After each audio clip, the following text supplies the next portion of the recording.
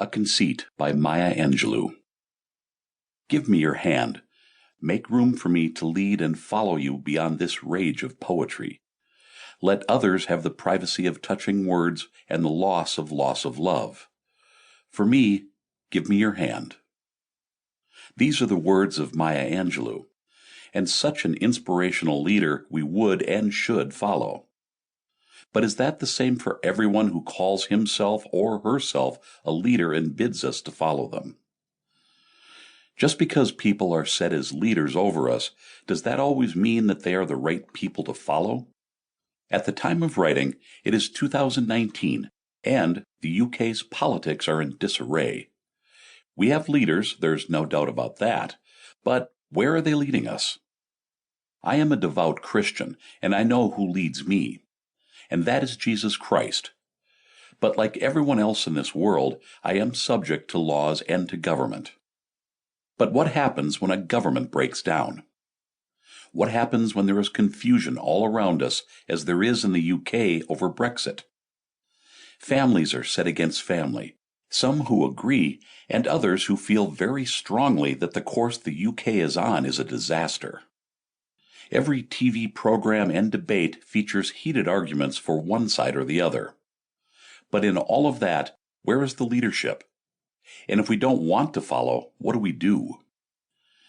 History is full of people who have called themselves leaders of their nations but were cruel and heartless, leaving nothing but misery in their wake.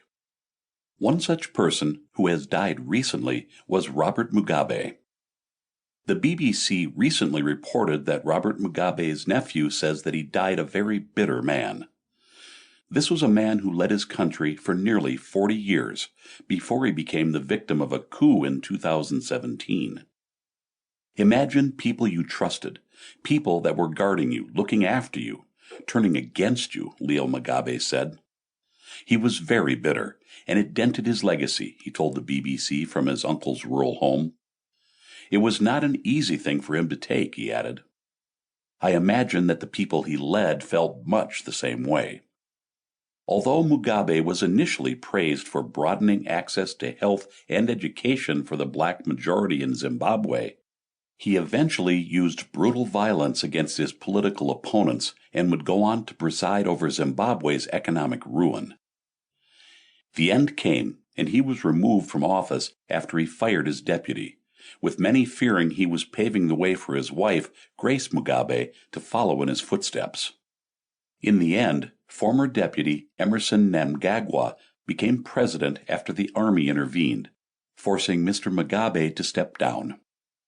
The long-serving president's legacy has been the subject of fierce debate since he died, as well as in his lifetime. Mr. Mugabe's death at a hospital in Singapore on Friday followed a long illness.